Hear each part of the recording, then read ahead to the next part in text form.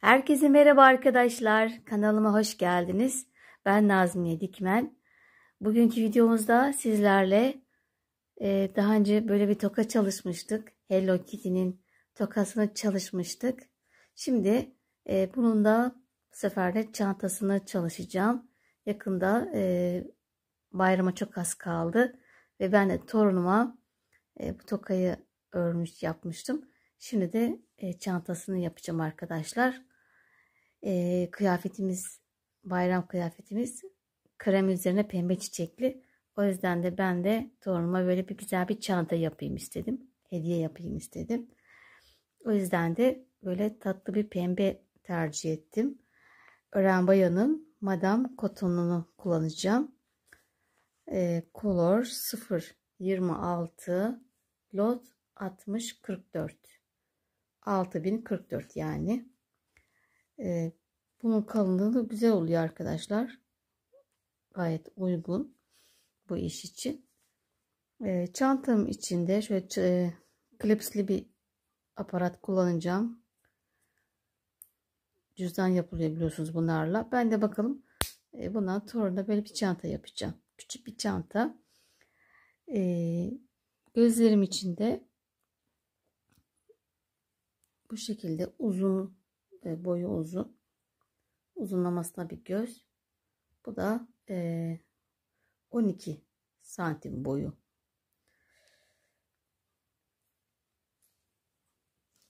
Cüzdanımızın boyu da çantamız klipsimizin şöyle ölçtüğümde 8 santim arkadaşlar. Bunun daha büyükleri de var. Ben küçüğünü tercih ettim. Torunum daha küçük, böyle 2,5 yaşında. Onun böyle taşıyabileceği ebatta olsun istedim. O yüzden 8 santim tarifimizde ona göre yapılacak sayıları. Şimdi bu arada tığımda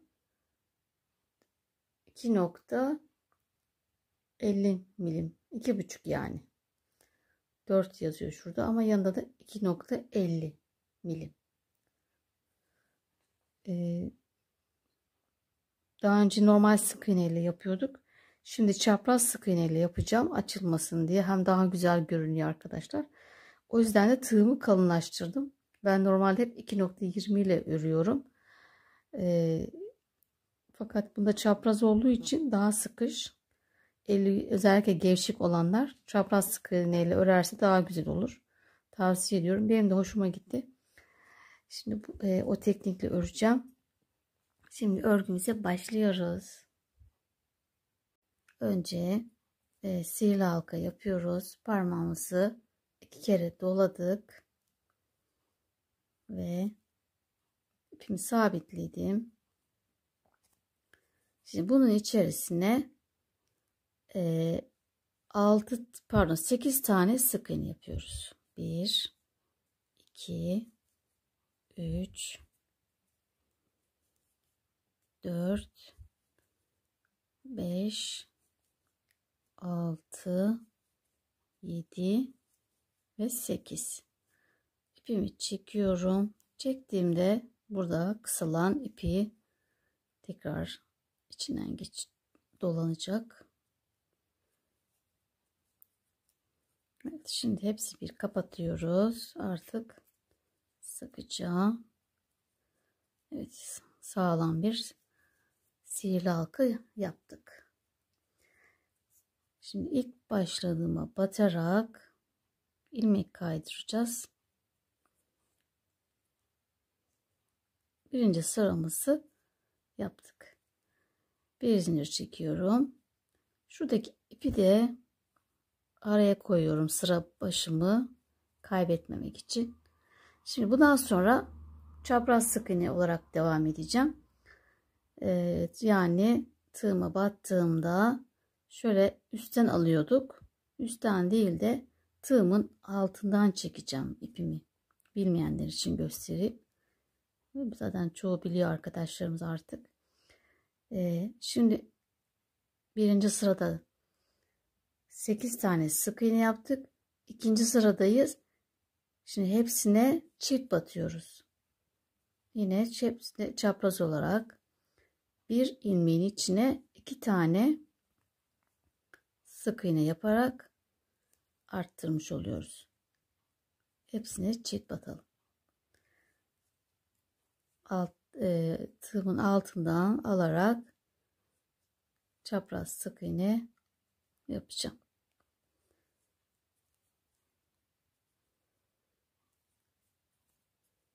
Çapraz sık iğnenin hem görünüşü güzel oluyor hem de örgü açılmıyor arkadaşlar. Eli bol olanlar, sıkı öremeyenler böyle çaprazla yaparsa daha güzel olur. Ayrıyetten mesela büyük oyuncak istemiyorsunuz ama sayılarını da küçültemeyeceksiniz. O zaman çapraz sık iğne yaparak oyuncağınız bir tık küçük olacaktır. Bayağı hatta küçük oluyor. Sık olduğu için. Evet, sıra sonuna geldim. Hepsine çift battım. Sayım 16 oldu arkadaşlar. Evet, ipimi çıkarıp bu tarafa koydum. Şimdi bir tane tek, bir çift.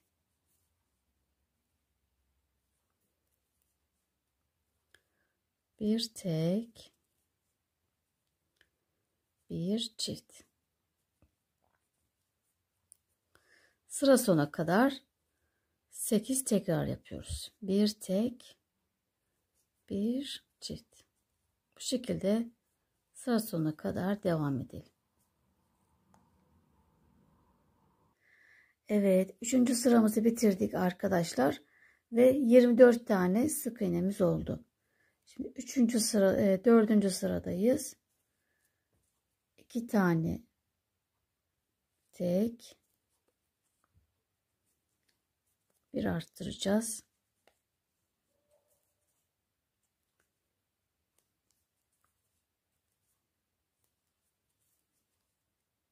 İki tane tek, bir arttır. Toplam 8 tane yine arttırma yapacağız. Bu şekilde sıra sonuna kadar 2 tek, bir arttır devam ediyoruz. Evet, 4. sıramızı da bitirdik. Sıra sonunda 32 tane sık iğnemiz oldu. Şimdi 5. sıradayız. 3 sık iğne, bir arttır yapıyoruz.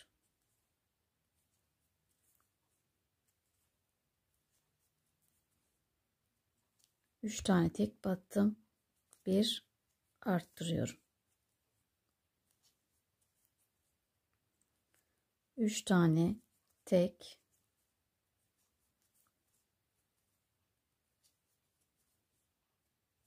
bir arttırıyoruz. Sıra sonuna kadar 8 tekrar yapalım.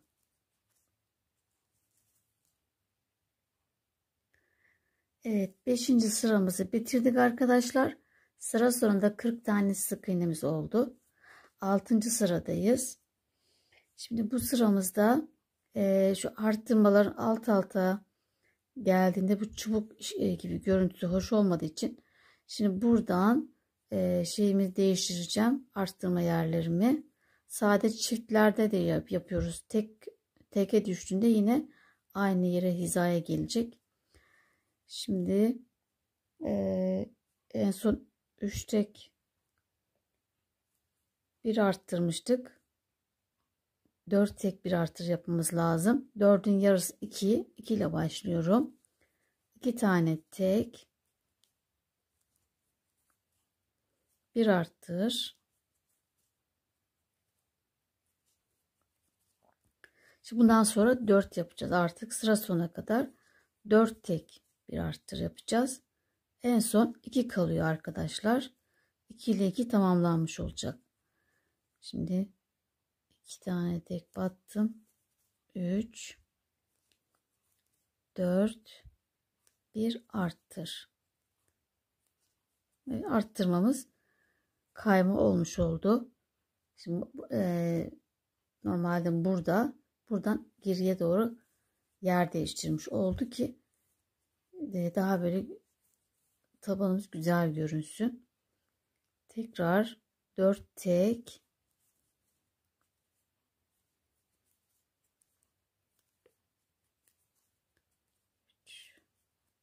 4, bir arttır. Sıra sonuna kadar aynı şekilde devam edelim. 4 tek, bir arttır. En son 2 sık iğne kalacak arkadaşlar. Evet, 6. sıramızı bitirdik arkadaşlar. Sıra sonunda 48 tane sık iğneye ulaştık. 7. sıradayız. 5 tane tek yapıyoruz. Normal yine 5 tek, bir arttır yapacağız. 2, 3, 4, 5, bir arttır.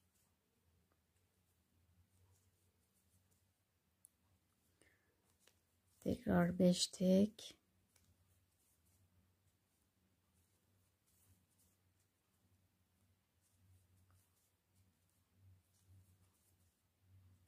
bir arttır. Sıra sona kadar aynı şekilde 5 tek, bir arttır devam edelim. Evet, 7. sıramızı bitirdik arkadaşlar ve 56 tane sık iğneye ulaştık. 8. sıradayız. Şimdi tekrar 6 tek, bir arttır yapmamız lazım. Dediğim gibi arttırmalar üst üste gelmemesi için çift olduğu zaman 6, yani yarısı 3 ile başlıyoruz. 3 sık iğne,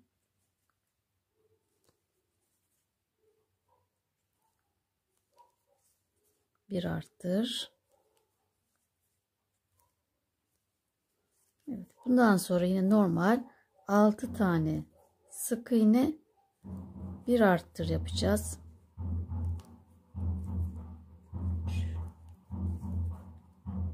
4, 5, 6, bir arttırıyorum. Evet, aynı devam ediyoruz. Sıra sona kadar 6 tek, bir arttır, 6 tek, bir arttır. En son yine 3 tane tek kalacak. Evet, 8. sıramızı bitirdik arkadaşlar ve 64 tane sık iğnemiz oldu. Şimdi 9. sıradan sonra toplam 20 sıra eksiltme arttırma yapmadan yine döne döne düz örüyoruz.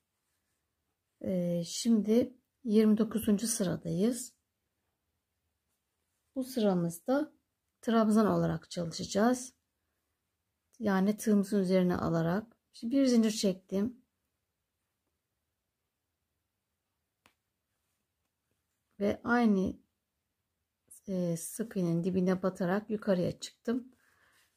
Bundan sonra yine tığımın üzerine alıyorum. Batıp çıkıp 2 defa da kapatıyorum. Tığımın üstüne aldım. Batıp çıkıyoruz. 2 defa da 1, 2. İkili trabzan yapmış oluyoruz. Sıra sona kadar bu şekilde ikili trabzanla son sıramızı bitiriyoruz.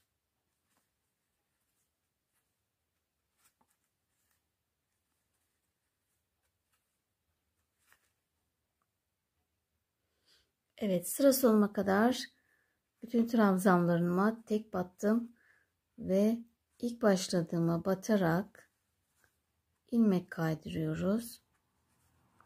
Birleştirdik burayı. Bir zincir çekerek ipimizi keselim arkadaşlar ve bunu da içeriye saklayalım ve çantamızı klipsi dikelim. Şimdi içinden tek katlardan geçiriyorum. İplerimi saklıyorum.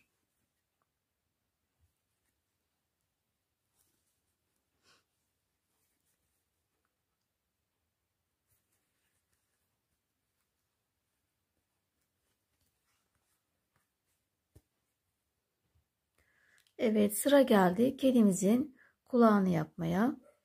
Şimdi sihirli halka yapıyoruz. içerisine 8 tane sık iğne yapalım. İpimi sabitledim. Bundan sonra 8 tane sık iğne yapıyorum. 2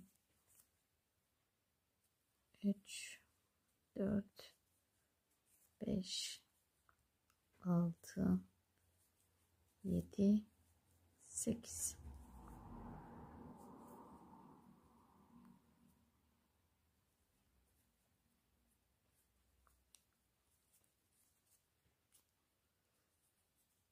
Evet, birinci sıramızı 8 sık iğne ile başladık.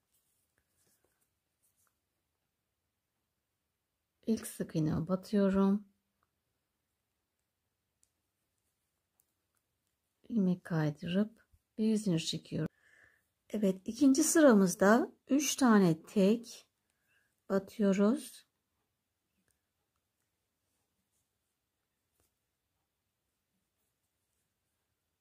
Bir arttırıyoruz.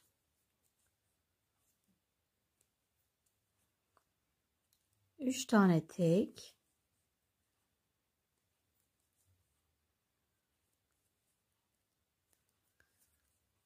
Ve bir arttırdık.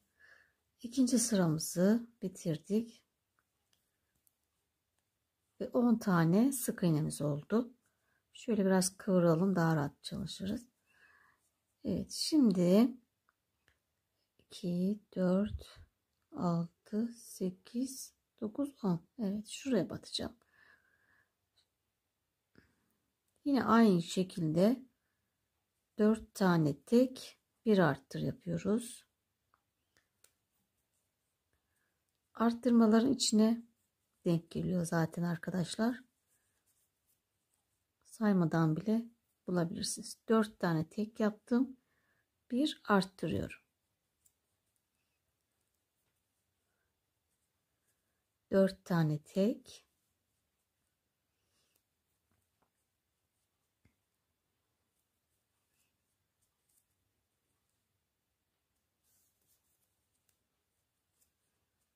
Ve bir arttır. Evet, sayımız 12 oldu. Yine 2 arttırış yaptık. Dördüncü sıradayız. 5 tane tek, bir arttır yapıyoruz.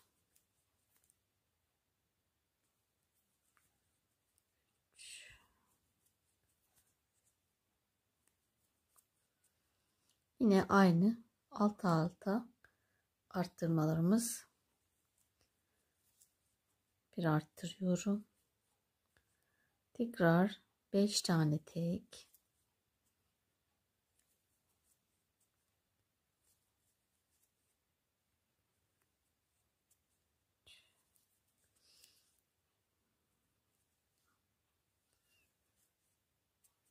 Bir arttır.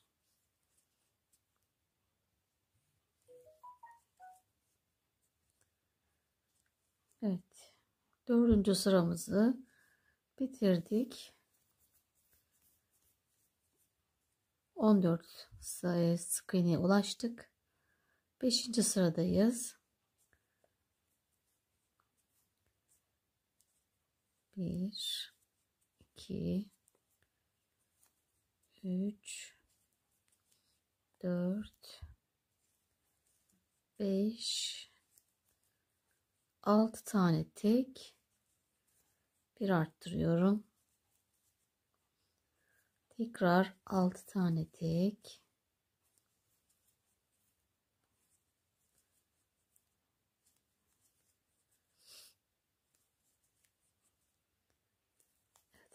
Bir arttır.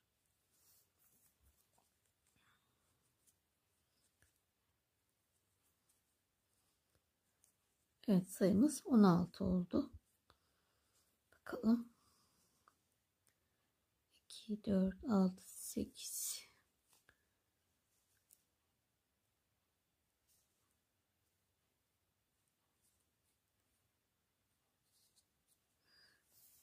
Evet, devam ediyoruz arkadaşlar. Yine 7 tane tek batıyoruz.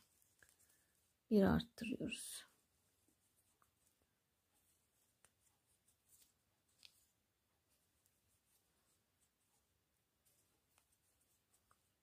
Evet, 6. sıramızı bitirdik ve sıra sonunda 18 tane sık iğnemiz oldu. Şimdi kulağımızı bitirdik. 2 kulağı örerek birleştireceğiz. Hemen yanındaki sık iğneye batıyorum. Bir de karşısına gelen sık iğneye batarak örerek birleştiriyoruz. Sık iğne ile.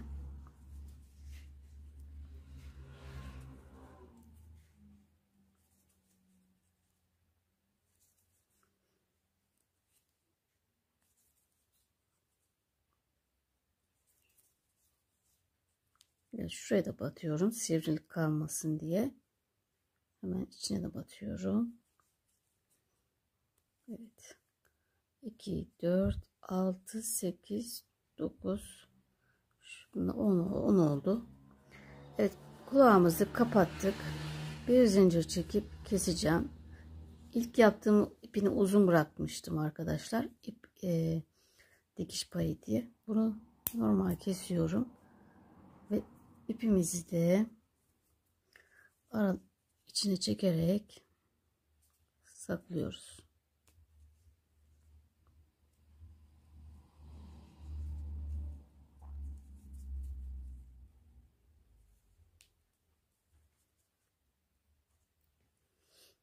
Evet, sıra geldi kulaklarımızı dikmeye arkadaşlar. Şimdi kulaklarımızı cüzdanımızın şu kıvrılan yerine şu şekilde dikeceğiz. Tam geliyor bakın.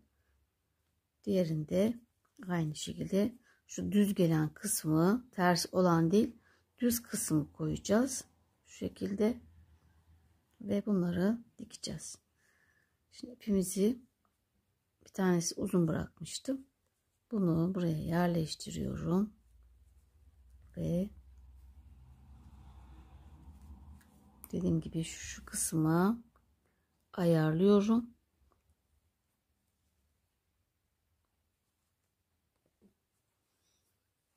Şuradan giriyorum ve dikeceğim artık.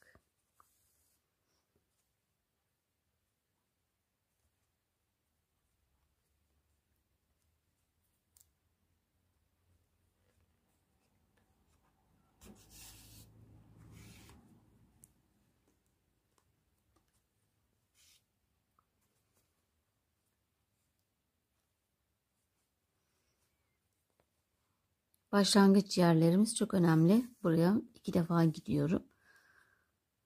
Sökülmemesi için.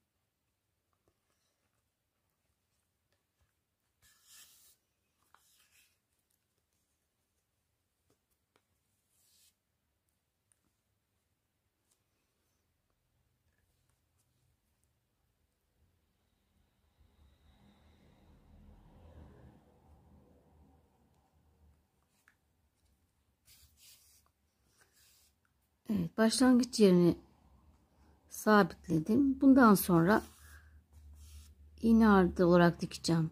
Yani aynı daha öncekiler gibi boyunu diker gibi bir kulaktan bir kafa kısmından bir aşağıya iniyorum. Küçük bir sık iğne.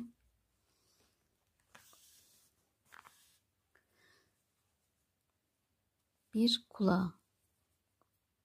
kulaktan alıyorum.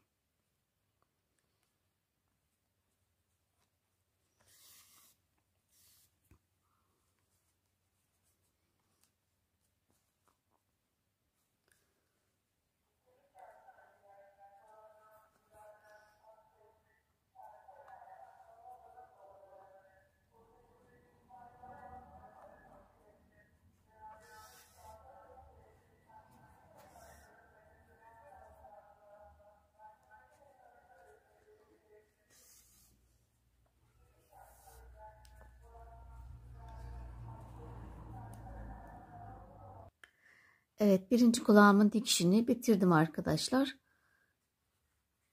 En son bitiş yerimiz şurada. Hemen kirpiğimin bir üstünde. Tekrar diğerini de yerleştirelim. Bu şekil. Aynı hizaya gelecek şekilde şunun üzerine gelecek.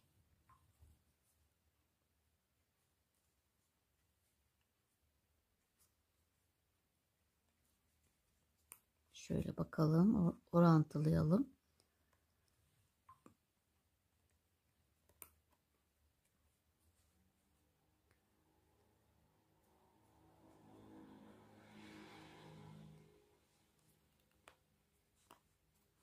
Şöyle aşağıdan başlıyorum bu sefer.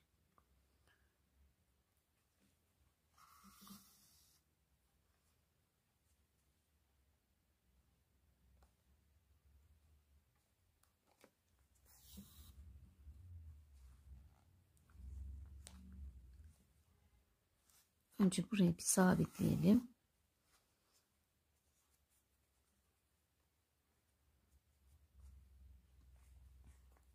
Bakıyoruz aynı mı diye. Aynı şekilde.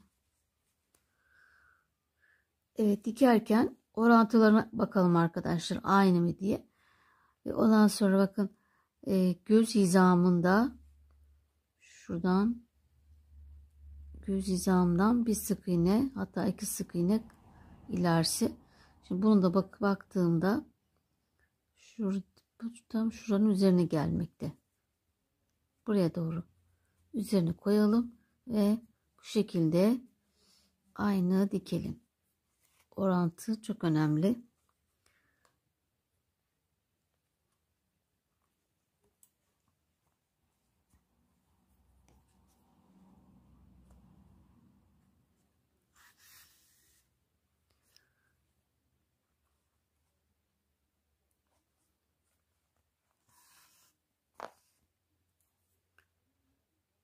Küçük küçük sık iğnelerle bir kulaktan giriyorum. Bir kafadan yukarıya doğru çapraz.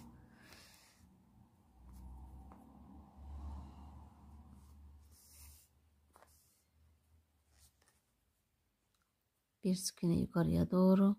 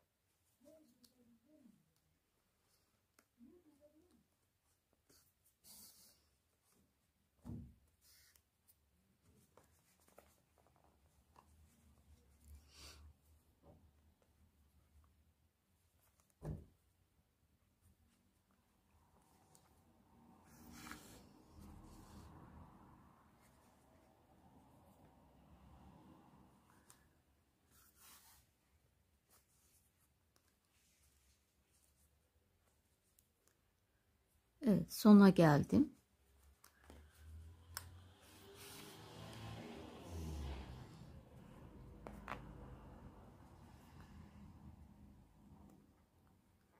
En sonunda bir iki defa daha üzerine giderek sabitleyerek bitiriyoruz arkadaşlar.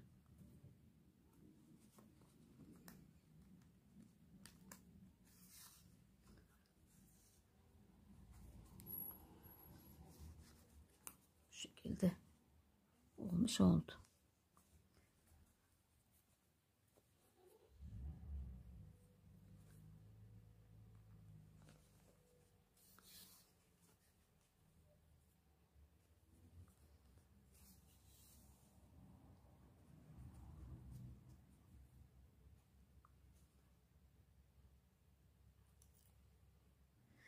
Evet, kulaklarımızı da diktik arkadaşlar. Şimdi Şuradaki küçük kurdelemizden yapalım.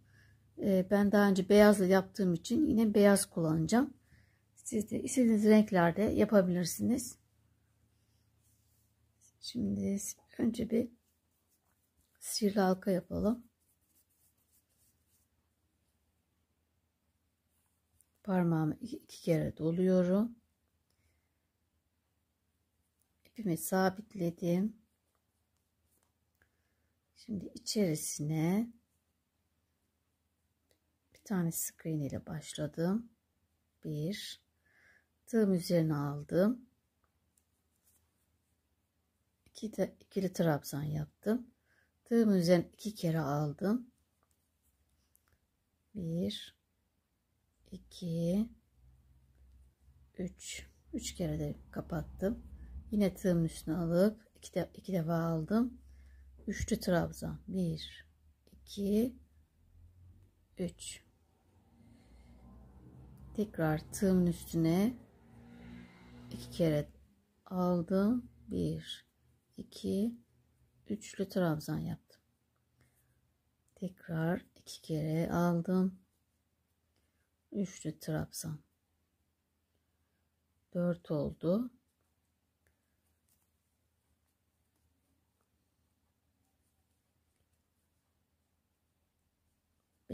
Beşinci trabzan. Beşinci üçlü trabzan yaptım. Şöyle yaptığımda altıncıyı yapıyorum.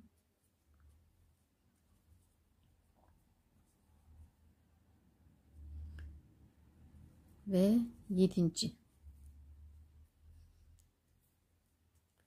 7 tane üçlü trabzan yaptım.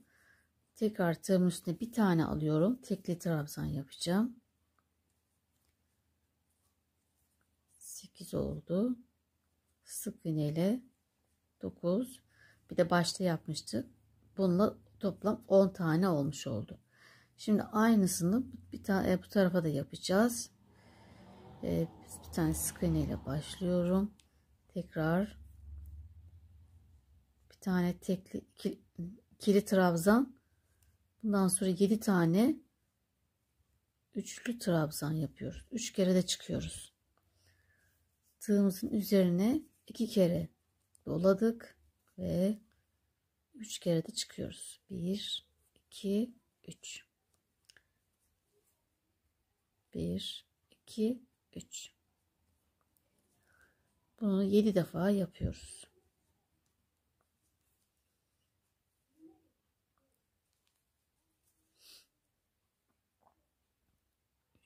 5 oldu. 6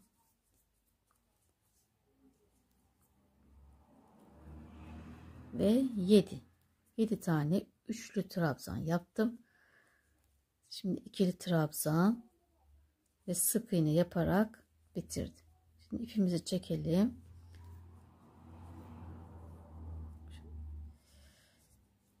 İpimi çekiyorum.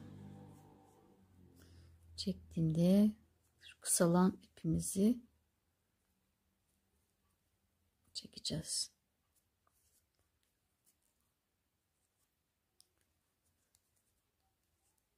Çektiğimde hangi ip geliyorsa onu çekeceğiz. Şimdi hepsini bir çekerek kapatıyoruz.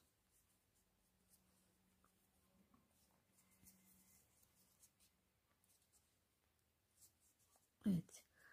Böylece kurdelamızı da yaptık. Bu şekilde. Şimdi bu ipimizi biraz uzun keselim.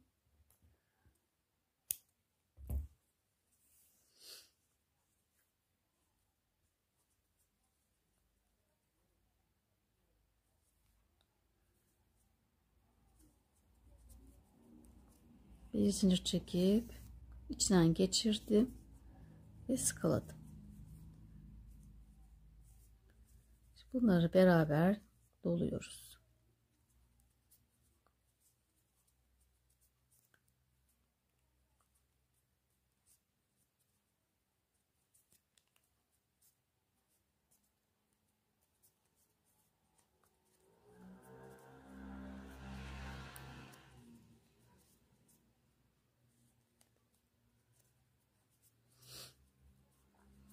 dikkat ediyoruz. Ölçülerine bakar aynı mı diye. Şu arkada kesebiliriz şunu.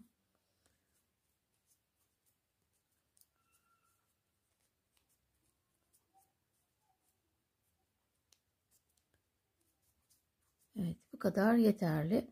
Şunu da arkadan keselim. Diğer parçamızı. Şimdi iğne takarak bunu buraya dikelim. Evet, iğnemi taktım arkadaşlar. Önce bir alttan, ortadan yukarıya çıkıyorum. Ortadan ipimi sabitlemek için.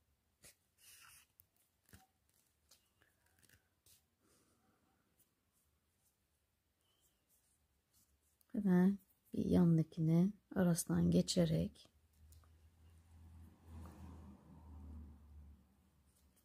alttan çıkıyorum. İpimi sabitlemiş oldum.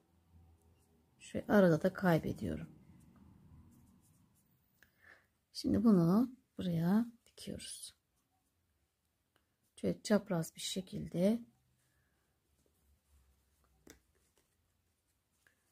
şuraya dikelim. Dikişimiz de yine çapraz olsun.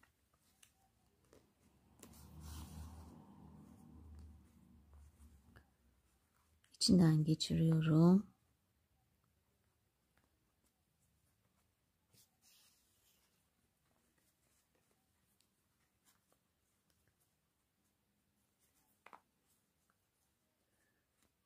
Tekrar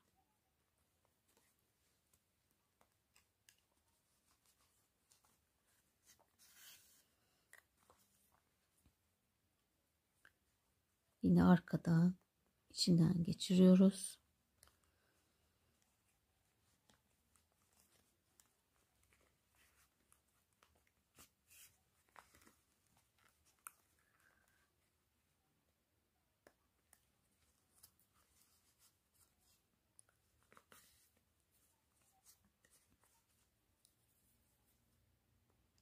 Bunu 2-3 kere bunu yapalım. Bu şekilde bitirdim ben. Arkaya da düğüm atalım. Şöyle ipin içinden geçiriyorum. Sabitliyorum buraya.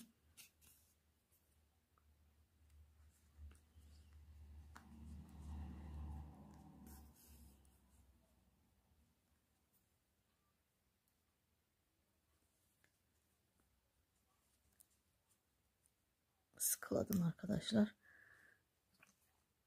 Bir de şuralardan da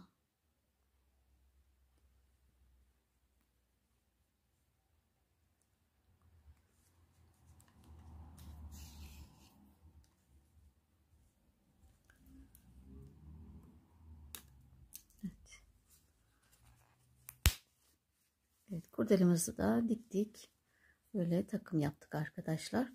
Şimdi isterseniz içine astar dikebilirsiniz. Aynı ölçüde küçük bir astar ve şuralardan da aynı yerlerden tutturabilirsiniz arkadaşlar. Ben bu şekilde astarsız yapacağım. İsterseniz siz yapabilirsiniz. Şimdi hemen sapını yapalım ve videomuzu bitirelim arkadaşlar. Sapı için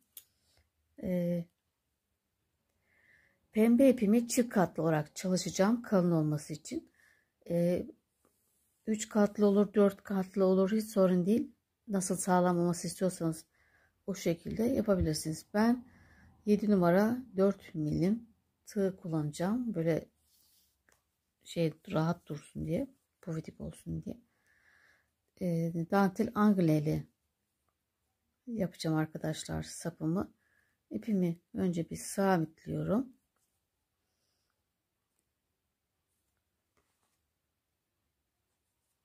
Daha sonra 2 tane zincir çekiyorum. 1 2 tığımın üstüne aldım. Sadece burada bir kere trabzan yapacağım. Bir tane atlıyorum. İkinci zincirimin içine ikili trabzan yapıyorum. Sadece burada başlangıç yerinde. Bir dahakilerde hep sık iğne. Çeviriyoruz. Çevirdiğimizde şuradaki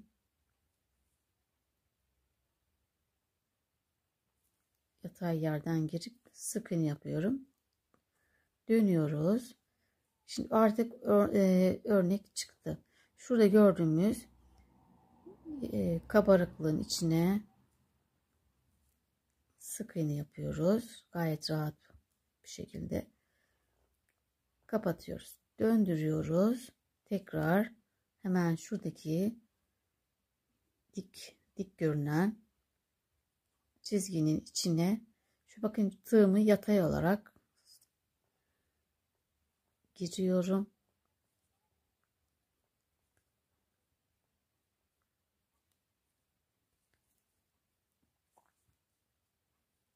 Tekrar sık iğne olarak kapatıyorum. Bol yaparsak daha kolay olur. Çeviriyorum. Yine yatay olarak giriyoruz.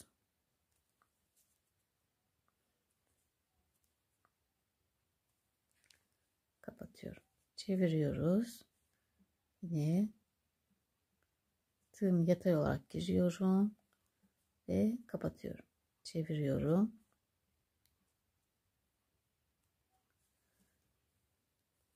Evet. Çeviriyoruz. Yatay olarak girip kapatıyoruz.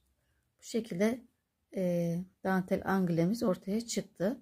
Bunu başka yerlerde de kullanabilirsiniz. Bileklik, özellikle bileklik yapıyorlar gençler. Çok hoş oluyor şöyle yaptığınızda. Aynı çeviriyoruz. Tek yaptığımız çeviriyoruz ve şuradaki yatay dik olan çizgiye yatay olarak giriyoruz. Dönüp yatay giriyorum. Ne kadar gevşek yaparsak o kadar rahat olur. Bazı elimi sıkıyorum şu an. Zorlandım. Gevşek yapalım.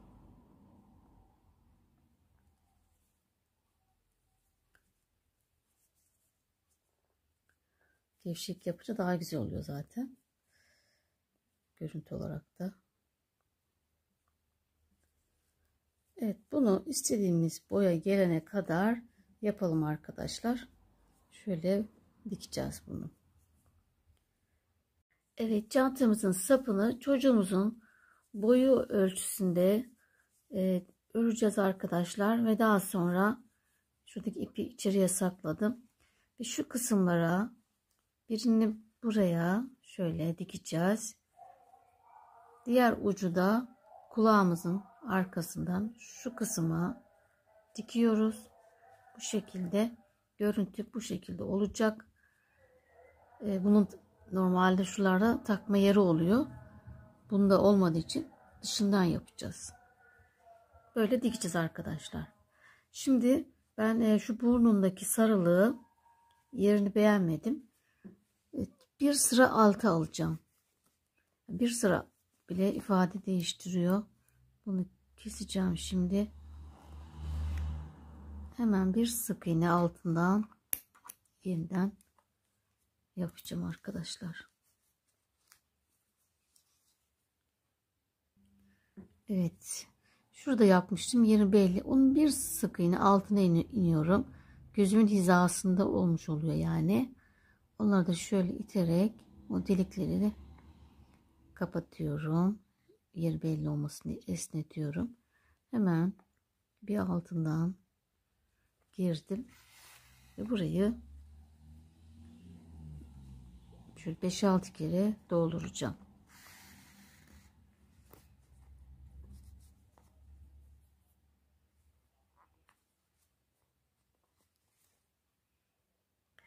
Evet, burnumuzun bir yerini değiştirdim. Daha iyi oldu sanki arkadaşlar.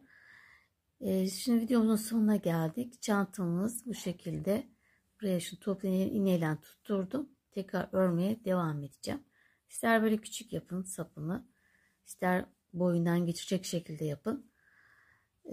Bu da tokamız. İkisi böyle takım oldular. Bayram için torunuma hazır. Sizler de sevdiklerinize hediye örebilirsiniz. Şimdiden bayramınız kutlu olsun arkadaşlar. Şu hastayım, sesim de o yüzden kötü çıkıyor. Çok kusura bakmayın. Kendinize iyi bakın. Sizi seviyorum. Hoşça kalın. Herkese merhaba arkadaşlar. Tekrar ben geldim. Neden geldim? Çünkü bu klipsli cüzdanımızın, yani çantamızın dikim aşaması var. Bu aparatın yerleştirme aşaması, yerleştirip nasıl dikildiği bölümü maalesef yüklenmemiş. Çok bölük bölük yüklenmişti. Bu videomda çok telefon çaldı, zil kapı çaldı. Çok bölük bölük videolar olmuştu. O bölüm eklenmeye unutulmuş. Bir takipçim de fark etti. Sağ olsun bana da yazmış. Dikim aşaması yok mu diye. Ben de öyle fark ettim. Şimdi size o bölümü biraz sonra yükleyeceğim. Kusura bakmayın canlar. Oluyor böyle aksilikler. Bir de Ramazan dolayısıyla herhalde ben de çok dalgınım. Biraz da rahatsızdım. O yüzden kusura bakmayın. Kendinize iyi bakın. Hoşça kalın. Sıra geldi klipsimizi dikmeye arkadaşlar. Şimdi önce şöyle bir kare şekli verelim. Açalım.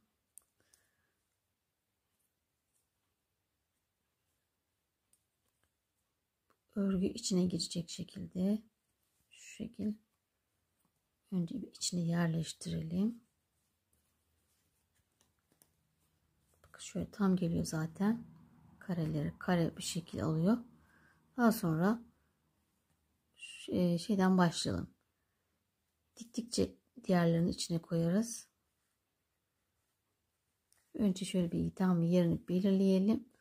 Ondan sonra da dikeriz arkadaşlar. Şu bitiş yerini şöyle yana getirmek istiyorum. Yan ortaya. Orada görünmez. Evet. Şöyle bir tam yapalım. Ve ondan sonra içine yerleştirelim.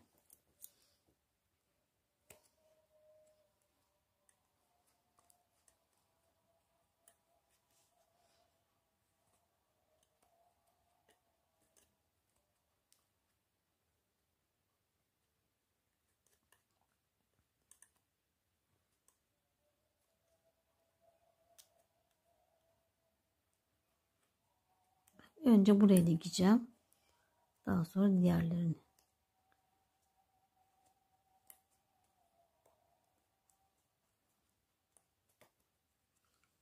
Evet, yerleştirdim. Bu şekilde arkadaşlar görüntüsü. Şimdi bunu dikelim.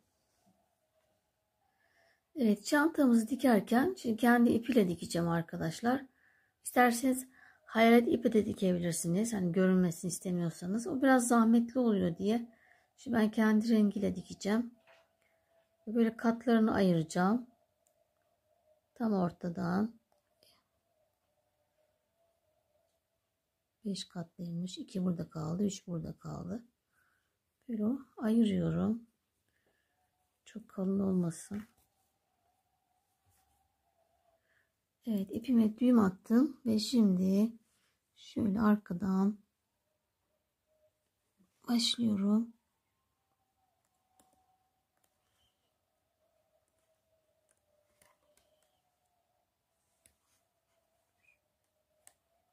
Biraz çapraz yapmak lazım. Evet, deliklerden geçerek dikiyoruz arkadaşlar.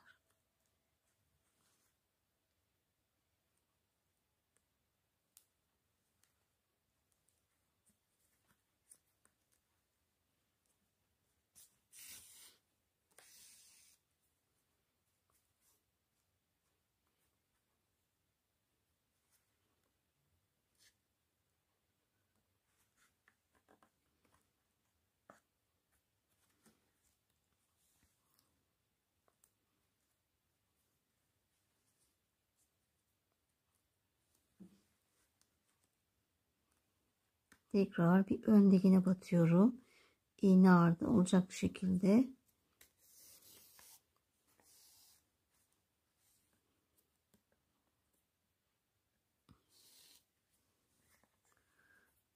hemen yine geriye dönüyorum, diğer deliğe batıyorum.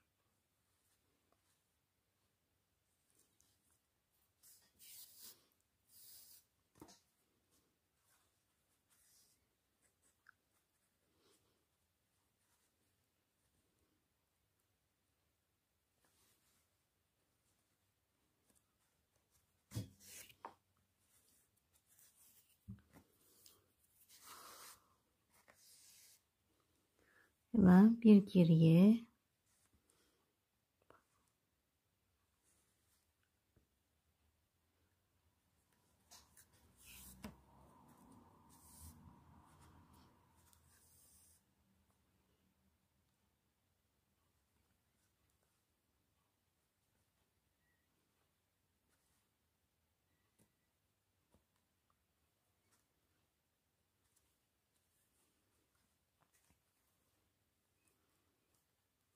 bunlara dikkat edelim, içine sokalım bir yandan.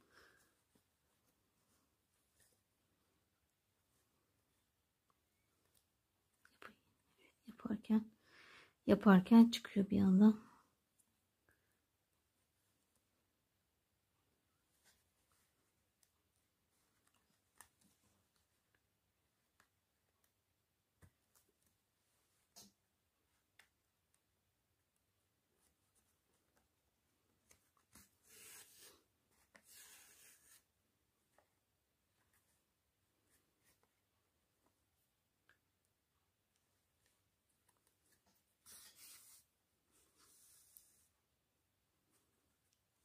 Bu şekilde dikiyoruz arkadaşlar.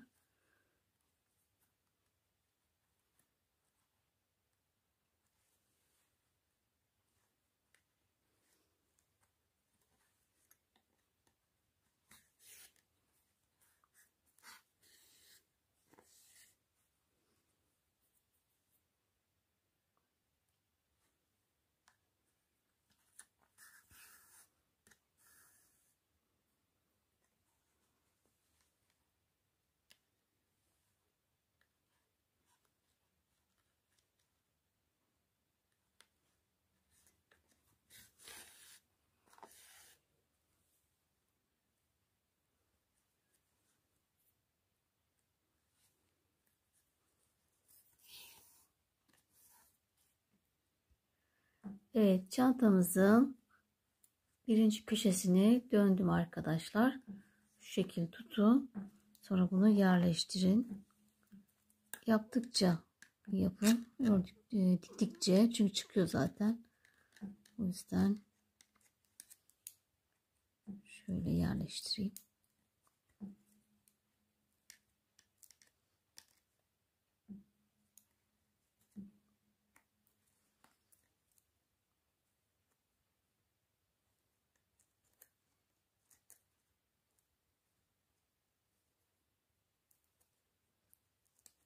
Evet, böyle yerleştiriyoruz.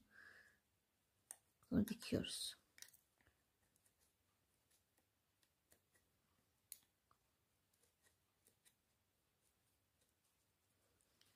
Bakın şöyle tam gelecek.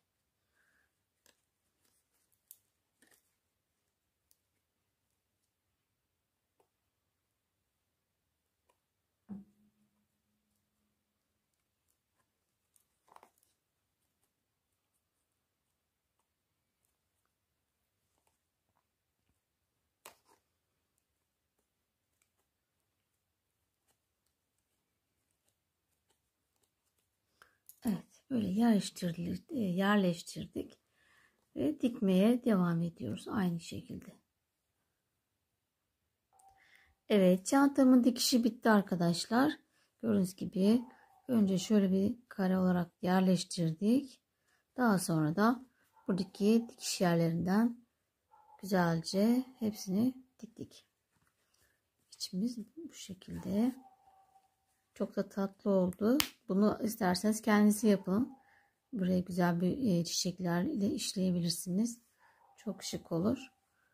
Veya tüylü bir iple de veya ışıltılı, simli iplerle de örerek sahip şey yapmanıza bile gerek olmadan çok böyle bozuk para için güzel bir cüzdan arkadaşlar. Evet, biz şimdi burnumuzu yapalım. Tam orta noktayı bulalım. Benim için gözü baktığımda şurası orta nokta olarak görünüyor. Şu şekil. Şu 3 sık iğneyi burun olarak işleyeceğim. Şöyle gözleri de şöyle taktığımızı varsayalım. Diğerini de şöyle.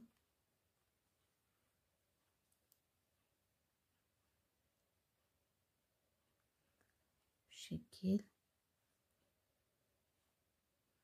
Şimdi bu 3 sık iğneye burnumuzu yapalım. Alttan giriyorum.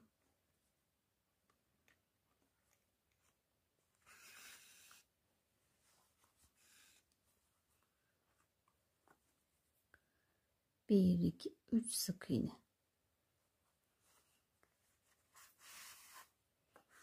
Tam orta noktaya burnumu yapıyorum.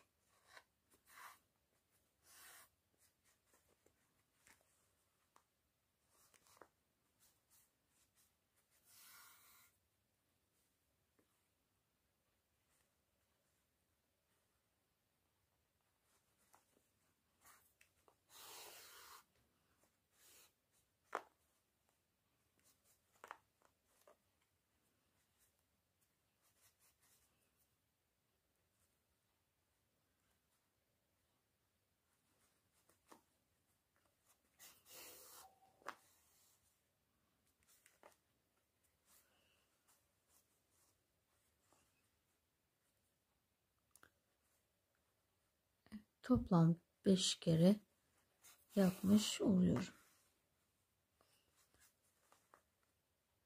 Bu 4'tü. Batarak en son 5 defa yapmış oldum.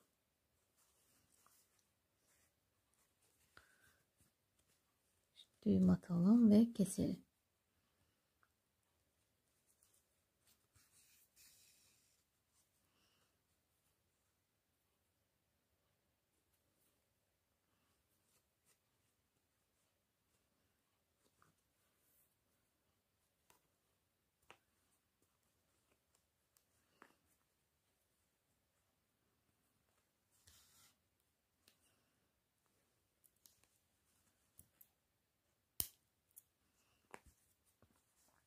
Evet, burnumuzu da yaptık. Gözlerimizi yerini birleştirelim. Şurası yaparsak. Çünkü daha bıyık yapacağız şöyle. Makasımla. Şimdi şu burnumuzun yeri de arkadaşlar aşağıdan yukarıya saydığımızda 2, 4, 6, 8, 10, 12, 14, 16, 18 ve 19. sıraya yapmışım. Tam ortaya. Yani gözler de aynı şekilde 19. sıraya denk geliyor. Şimdi burundan sonra 1, 2, 3, 4. 4 yapalım bakalım.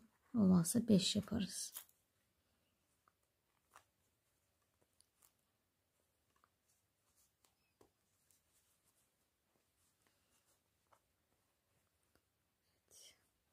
Bir tane daha kayalım bence.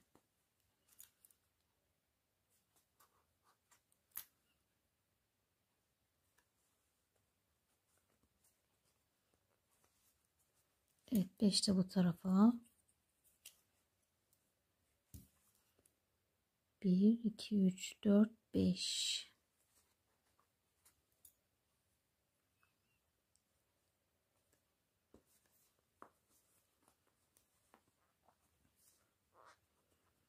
Evet, bu şekilde oldu. Kapattığımızda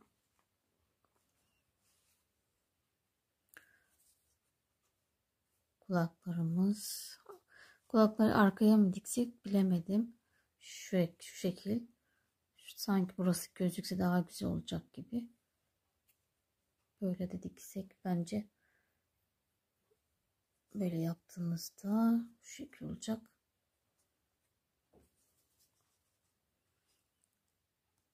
Böyle veya böyle. Kulaklarımızı bir sıra sökebiliriz arkadaşlar. İşte böyle yaparsak tam geliyor. İyi.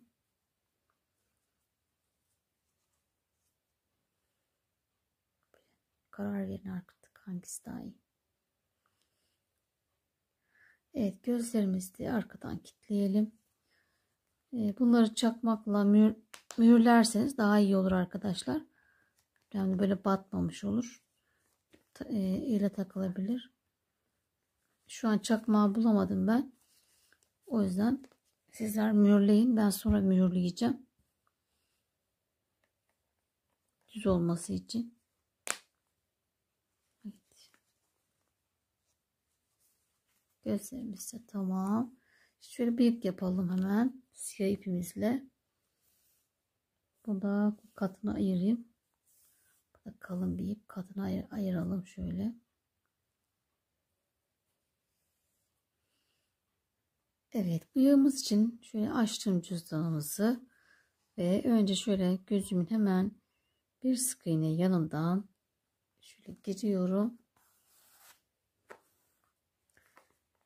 Hemen düz bir şekilde 3 sık iğneden giriyorum. 1 2 3. Tekrar hemen şöyle yanındaki sık iğneden tekrar çıkıyorum. Şöyle çapraz yapıyoruz bu sefer. Yukarıya doğru. Şu şekil. Tekrar bir sık iğne alttan giriyorum.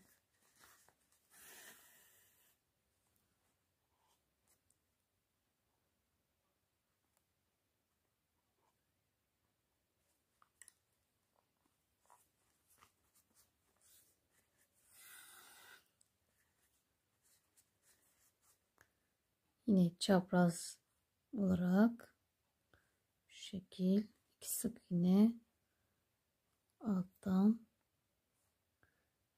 2 sık iğne alta iniyorum.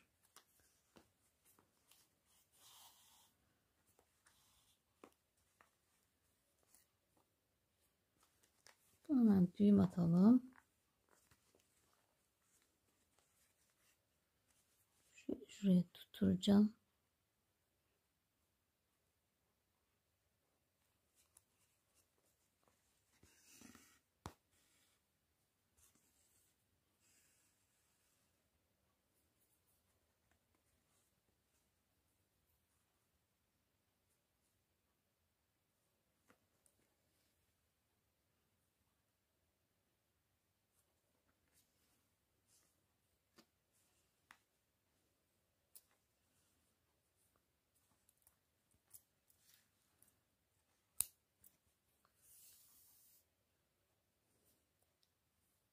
Tekrar düğüm atıyorum. Ve diğer gözümüzün kirpiklerini yapıyorum. Kirpik bir bıyık mı anlamadım ama tam ortadan girdim. 1 2 3.